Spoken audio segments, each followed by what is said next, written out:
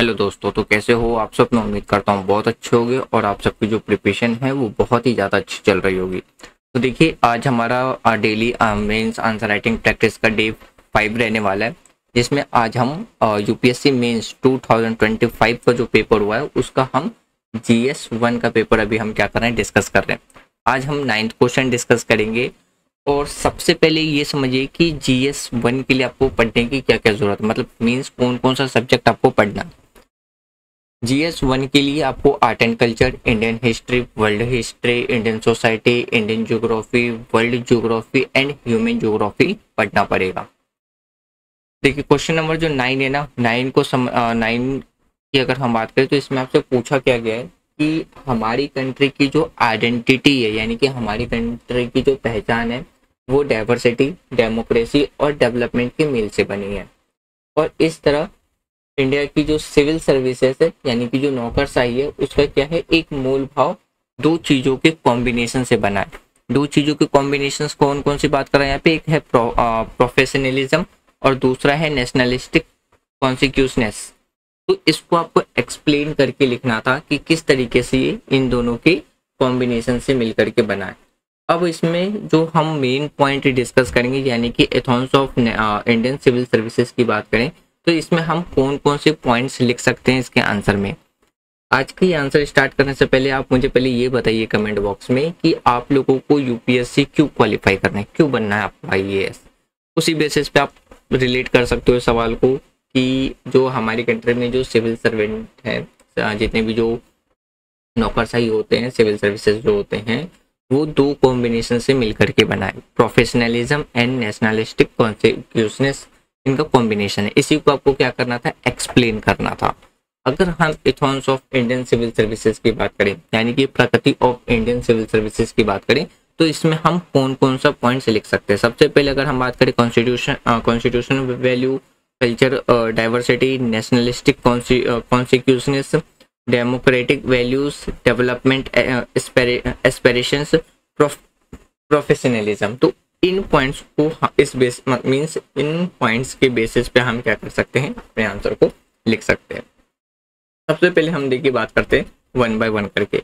हमारी कंट्री की जो आइडेंटिटी है, यानी कि जो हमारी कंट्री की जो पहचान है, वो क्या क्या देखने को मिलेगा। एक तो डाइवर्सिटी देखने को मिलेगा, दूसरा डेमोक्रेसी देखने को मिलेगा, तीसरा डेवलपमेंट।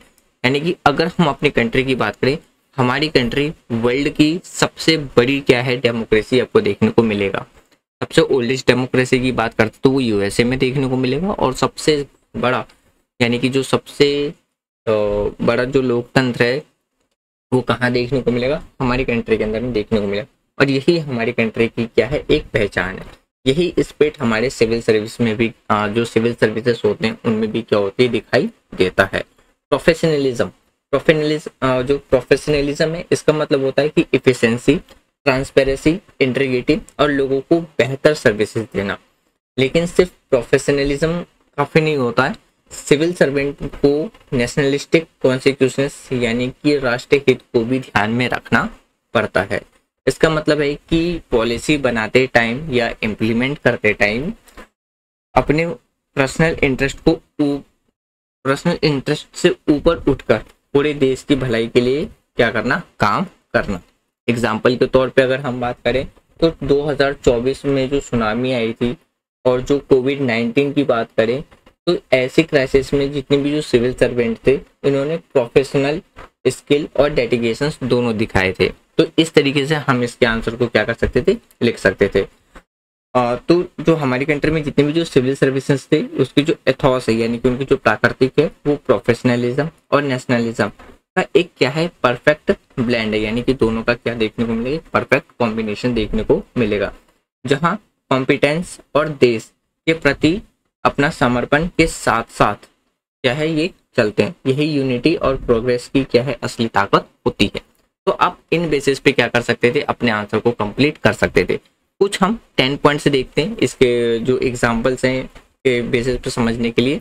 अगर हम अपनी कंट्री की बात करें तो इसमें आपको क्या देखने को मिलेगा, हमारी कंट्री में जो रिफ्लेक्स है वो ब्लेंड ऑफ डाइवर्सिटी, डेमोक्रेसी और डेवलपमेंट देखने को मिलेगा। यानी कि हमारी कंट्री की पहचान ही यही है।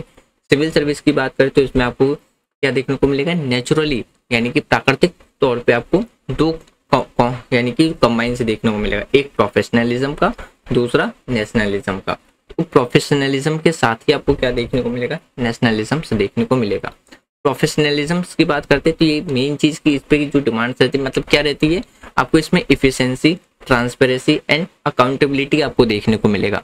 नेशनलिस्टिक की बात करते हैं तो ये एक स्पिरिट्स जो कि इंश्योर करता है जो भी सर्विसेज होते हैं वो पर्सनल इंटरेस्ट से उठ करके होता है, यानी कि देश की प्रायोरिटी पहले होती है ना कि अपना personal interest. Civil servant act की बात करें, वो न्यूट्रली पॉलिसी वो क्या करते हैं, इम्प्लीमेंट करते हैं, यानी कि न्यूट्रल होकर के उनका काम क्या होता है, पॉलिसी बनाना और इम्प्लीमेंट करना। दे सेफगार्ड कॉन्स्टिट्यूशनल वैल्यू, यानी कि जितने भी जो कॉन्स्टिट्यूशनल वैल्यूज हैं उनको साथ साथ में क्या करना, उनको सेफगार्ड करना, यानी कि उनको प्रोटेक्टेड रखना उसके वैल्यू को। जैसे अगर हम बात करते हैं उनकी जस्टिस, इक्वालिटी और सर्कुलेशन। प्रोफेशनल कॉम्पिटेंस की बात करते हैं तो ये मर्ज होते हैं कि इनके साथ पब्लिक जो सर्विस मोटिवेशंस होते हैं। एग्जाम्पल जैसे अगर हम डिजास्टर मैनेजमेंट ड्यूरिंग 2004 सुनामी, यानी कि जो 2004 में जो सुनामी आई थी उसके बाद जो डिजास्टर मैनेजमेंट है वो देखने को मिल जाएगा। फिर कोविड-19 क्राइसिस मैनेजमेंट, इसको भी सिविल सर्वेंट ने काफ़ी जितने भी जो सिविल सर्वेंट ऑफिसर थे उन्होंने काफ़ी ज़्यादा डेडिकेटेड के साथ उस टाइम पे क्या किया था, काम किया था। तो इथॉस क्या करता है, unity, integrity and progress of India, यानी कि हम प्रोग्रेस की बात करें हमारे देश के अंदर में वो क्या करता है, उसको इंश्योर करने का काम करता है। तो फ्रेंड्स इन पॉइंट्स पे आप क्या कर सकते थे, अपने आंसर को एक्सप्लेन करके लिख सकते थे। ये तो था आज का जो हमारा आंसर हो सकता था क्वेश्चन के ऊपर। कल के क्वेश्चंस को एक बार रिकॉल करते। कल जो हमने क्वेश्चन डिस्कस करा था वो 2 क्वेश्चन डिस्कस करा था, क्वेश्चन नंबर 7 और 8। क्वेश्चन नंबर 7 में आपसे 3 क्वेश्चन पूछे गए थे। पहला था सुनामी क्या है, वो कैसे कहाँ बनते हैं और वो किस तरीके से प्रभावित करते हैं। तो सुनामी क्या है, एक लार्ज पावरफुल सी वेव्स देखने को मिलेगा जो किसके वजह से होता है, सडनली जो ओशन के अंदर में जो डिस्टर्बेंस होता है उसके वजह से आपको देखने को मिलेगा, जैसे वॉल्केनिक इरप्शंस, लैंडस्लाइड या अर्थक्वेक। तो जिसके वजह से क्या होता है, ह्यूज अमाउंट ऑफ जो वाटर होता है वो डिस्प्लेस होता है, तो जिसके वजह से हमें क्या देखने को मिलता है, सुनामी देखने को मिलता है। तो इसमें जो वाटर वेव्स होते हैं वो काफ़ी ज़्यादा क्या होता है, उनकी जो हाइट होती है वो काफ़ी ज़्यादा हाई होती है और उनकी जो स्पीड होती है वाटर वेव्स की तो वो नॉर्मल वाटर वेव्स के कंपेयर में काफ़ी ज़्यादा तेज होती है। तो ये जिसके वजह से जितने भी जो कोस्टल एरिया होते हैं उनको वो क्या करता है, प्रभावित करता है। सुनामी की बात करते हैं तो वो सबसे ज़्यादा आपको कहाँ देखने को मिलेगा, Pacific ocean ring of fire के पास देखने को मिलेगा। क्यों, क्योंकि वहाँ पे जो टेक्टोनिक एक्टिविटी होती है वो फ्रिक्वेंटली होती रहती है। कुछ एग्जाम्पल की बात करते हैं, जैसे हमारी कंट्री में 2004 में देखने को मिलेगा जो इंडियन ओशियन में सुनामी आया था वो किसकी वजह से आया था, मैसिव अर्थक्वेक की वजह से हुआ था, जिसके वजह से सुमात्रा स्ट्रोक जो कि इंडिया के ईस्टर्न कोस्टल साइड एरिया है वहाँ पे इसका जो प्रभाव है वो देखने को मिला था। श्रीलंका, थाईलैंड एंड इंडोनेशिया की भी बात करें तो यहाँ पे भी इसका प्रभावित देखने को मिला था, प्रभाव पड़ा था, जिसके वजह से ओवरऑल 2.3 जो लैक्स पीपल है उनकी डेथ हुई थी। एक एग्जांपल हम जापान की भी देखते हैं, 2011 में जो जापान में सुनामी आई थी तो जिसके वजह से लार्ज स्केल पर डिस्ट्रक्शंस हुआ था और जो कोस्टल एरिया के रीजन होते हैं उस जगहों पे फ्लड आने के भी चांसेस काफ़ी ज़्यादा क्या होते हैं, बढ़ जाते हैं। तो इसी वजह से हमें अर्ली वार्निंग सिस्टम और डिजास्टर जो प्रिपेयर्डनेस होते हैं उसकी ज़रूरत पड़ती है और वो काफ़ी ज़्यादा क्या होते हैं, इंपॉर्टेंट रोल प्ले करते हैं। एक क्वेश्चन हमने कल ये डिस्कस करा था, क्वेश्चन नंबर 8 में हमने क्या डिस्कस करा था कि जो स्मार्ट सिटी है हमारी कंट्री के अंदर में वो किस तरीके से अर्बन प्रॉपर्टी जैसे इशू को वो क्या करती है, एड्रेसेस करती है और इसको डिस्ट्रीब्यूटिव जस्टिस, तो इसको आपको एक्सप्लेन करके लिखना था। अगर हम स्मार्ट सिटी की मिशन की बात करें तो इसका मेन काम क्या है, सिर्फ जो अर्बन एरिया में जो पॉवर्टी है उसको खत्म करना ही नहीं, बल्कि जो डिस्ट्रीब्यूटिव जस्टिस होता है उसको भी क्या करना था, इंश्योर करना था। तो इस बेसिस पे आप इसको आंसर लिख सकते थे, जैसे कि अगर हम स्मार्ट सिटी की बात करें वो skill development, digital literacy, employment opportunities, इनको भी वो क्या करता है, प्रमोट करने का काम करता है, डेवलप करने का काम करता है। वहीं पे अगर हम स्मार्ट सिटी की बात करें तो जो पब्लिक फैसिलिटीज़ है, जैसे अगर हम ट्रांसपोर्ट की बात करते हैं, सेफ पेडिस्ट्रियन की बात करते हैं, पाथवे या स्मार्ट हेल्थ सर्विसेज की बात करते हैं, तो इसकी जो एक्सेसिबिलिटी होती है वो भी क्या करती है, इंक्रीज करती है। एग्जाम्पल जैसे अगर हम भोपाल स्मार्ट सिटी की बात करें तो यहाँ पे क्या है, अफोर्डेबल हाउसिंग प्रोजेक्ट को प्रमोट किया गया था, यानी कि वहाँ पे अफोर्डेबल प्राइस पे लोगों को घर प्रोवाइड कराया जाए। अहमदाबाद की बात करें तो वहाँ पे जो सबसे ज़्यादा फोकस किया गया था वो किस पे किया गया था, एक स्मार्ट ट्रांसपोर्टेशन बेनिफिट के पे किया गया था, जिसकी वजह से जितने भी जो लो इनकम कम्युनिटी है उनका बेनिफिट मिल सके। साथ साथ में अगर हम स्मार्ट सिटी की बात करते हैं तो वो कंबाइन होती है टेक्नोलॉजी विथ